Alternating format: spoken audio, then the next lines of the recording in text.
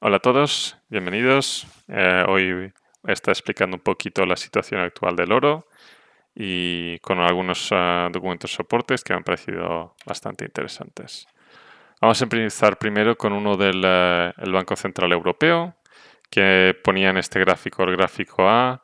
En azul vais a ver las reservas totales de oros en toneladas por los bancos centrales. En esta línea de aquí son las reservas que hay de oro sobre el total de los activos de los bancos centrales europeos. Y en amarillo es el ajustado a precios ajustados a precios de la inflación, el precio del oro en gramos.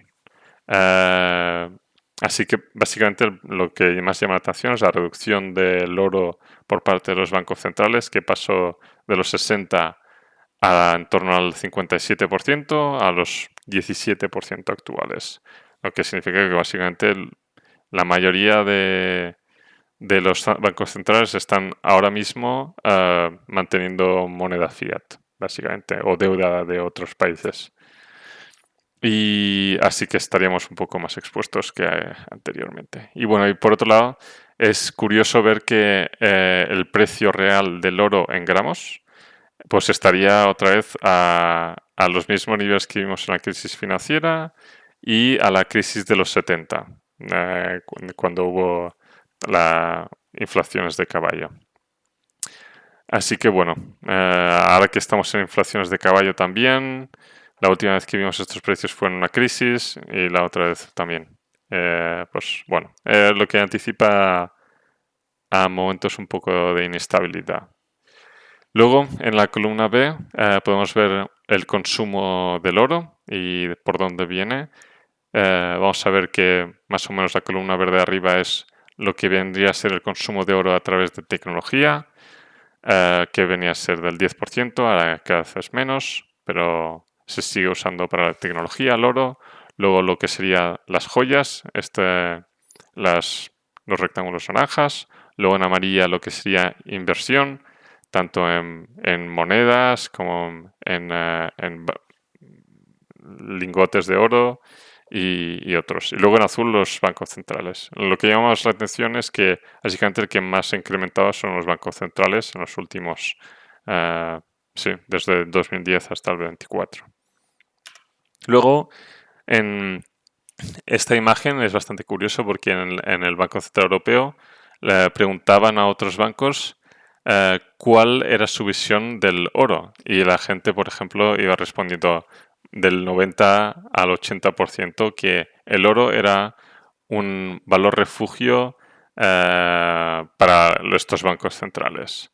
Y bueno, van dando otros puntos de vista, como que sirve como para diversificar en, en, ¿cómo lo traduzco? Sirve para diversificar geopolíticamente los activos y que es líquido y diferentes argumentos que me parecen interesantes de ver. Pero uno de los que me ha parecido más curiosos es, sigue siendo muy pequeño, así que es bastante anecdótico, pero sigue siendo interesante, que es la desdolarización.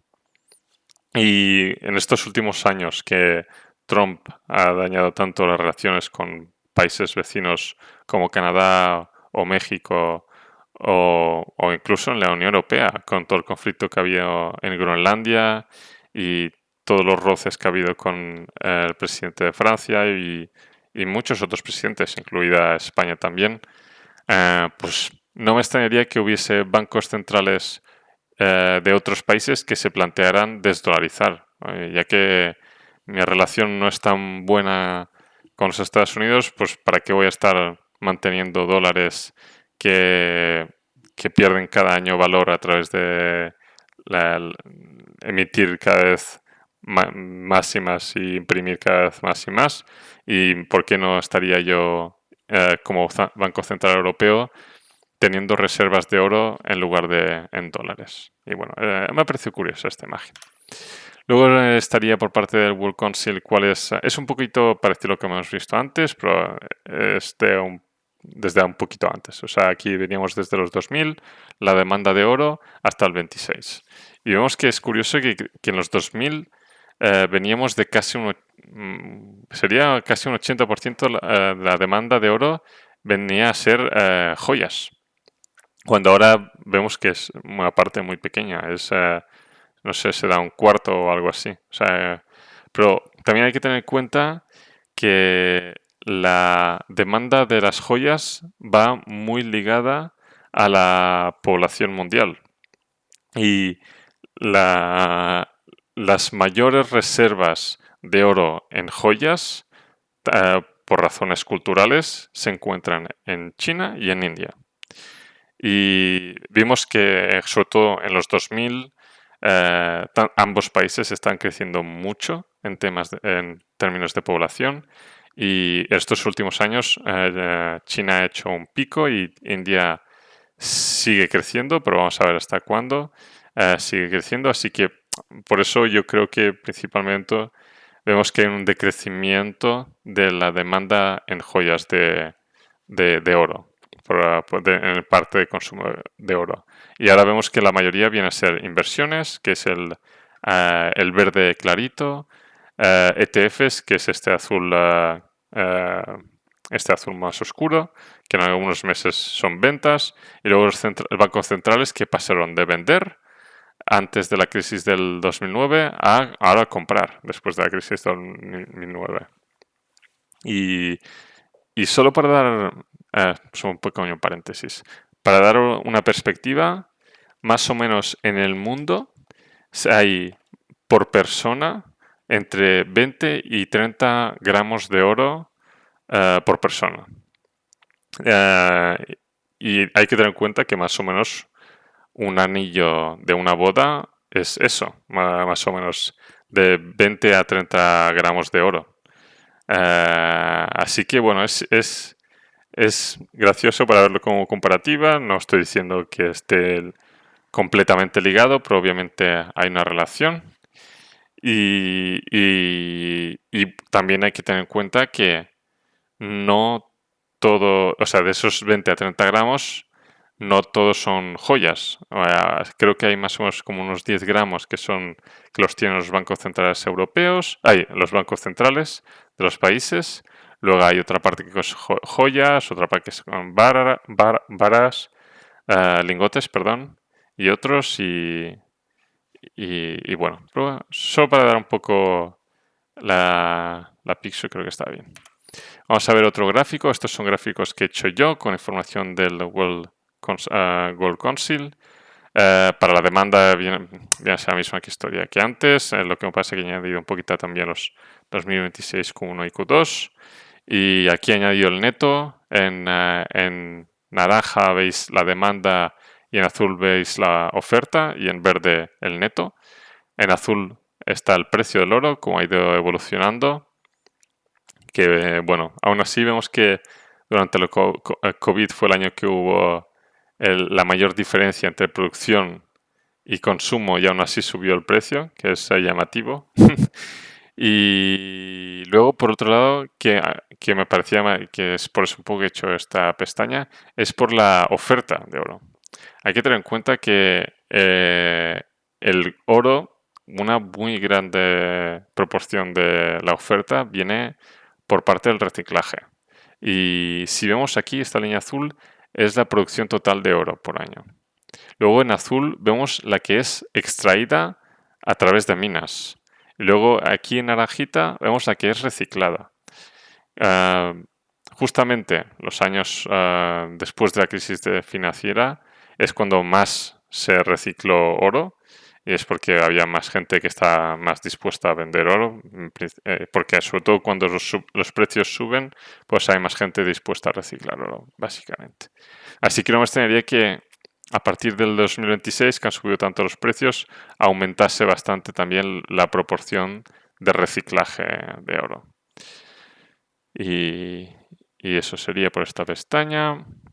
Y luego, simplemente para dar un pequeño resumen de cómo está el World Economic Outlook que presentaron hace poco. Ahora están después de la revisión que han hecho después del conflicto de Hormuz, ahora están planteando que para 2026 la economía global crecerá un 3% y los índices de precios subirán casi un 5%. Si os fijáis, no ha habido un solo año que el crecimiento de PIB haya sido superior al crecimiento de precios. Lo que significa básicamente que estamos produciendo cada vez menos bienes. He puesto aquí el delta. O sea, aquí veis como el 2024 la economía creció un 3,5%, lo mismo, un 3 y un 3,4 las proyecciones del 26-27. Pero en cambio, los precios se incrementaron más, lo que significa que la economía no ha crecido porque produzcamos más bienes, sino que ha crecido porque los precios están subiendo. Y si os fijáis, como estamos en un delta negativo, básicamente producimos menos bienes, lo que significa que estamos en una crisis económica, tal y como lo veo yo, en resumen. Pero lo que pasa es que la inflación hace que parezca que bueno, se enmascara un poco los datos del decrecimiento de producción que estamos teniendo. Pero bueno, y esto para decir que, bueno, estos últimos años con las inflaciones de caballo que hemos tenido, pues bueno, no creo que sea una cosa sana para la economía, en resumen. Luego, estos son gráficos que he hecho yo, un poco para divertirme, así que os diré que os lo cogieseis con pinzas. Lo que he hecho aquí ha sido coger datos de los países que tenían reservas de oros con economías suficientemente relevantes. Por eso vais a ver que la población total no suma la del mundo, sino que suma menos. La población mundial son 8,3 billones y aquí solo he llegado a 7,1 porque no he mirado todos los países, hay algunos que he dejado de lado. Y estos son las reservas de sus bancos centrales, que son, en este caso, pues los he agrupado por grupos de países, no los he separado por países porque había un montón. Y aquí, curiosamente, he puesto cada banco central, por ejemplo, en Western Europe, los bancos centrales acumulan 27 gramos de oro por persona. Lo que significa que básicamente nos podrían comprar un anillo de oro a cada uno. Pero bueno, esto por hacer un poco la coña. Pero si os fijáis, las mayores reservas están en Norteamérica y Western Europe de oro.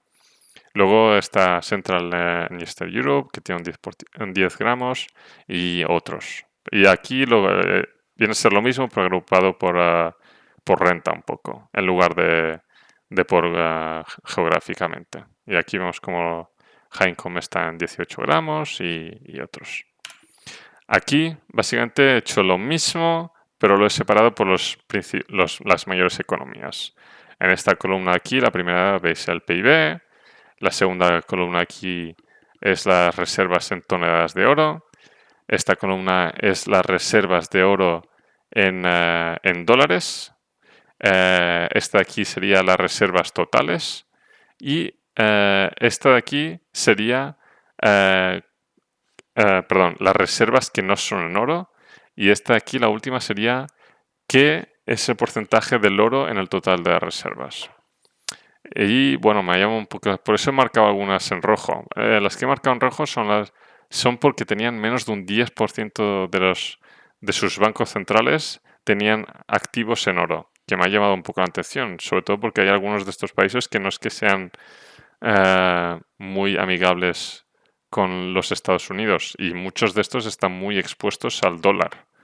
Y por ejemplo, bueno, China, India, que un día juega con los Estados Unidos, otro día juega sin, Canadá, que estos últimos años cómo se ha dañado un poco las relaciones, diciendo que Canadá podría ser otro Estados Unidos y barbaridades del estilo, me sorprende que tengan 0 reservas de oro.